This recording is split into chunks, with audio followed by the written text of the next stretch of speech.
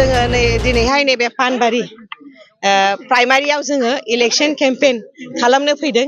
रायजो राजाया गासिबो गामिनिफ्रायनो जोंखौ लोब लोब मदद होदों, सहाय होदों आरो समर्थन होदों।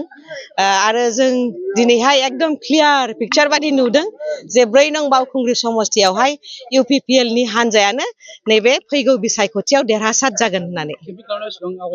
जोंनि केम्पेन खालामनाया एकदम आवगायदों।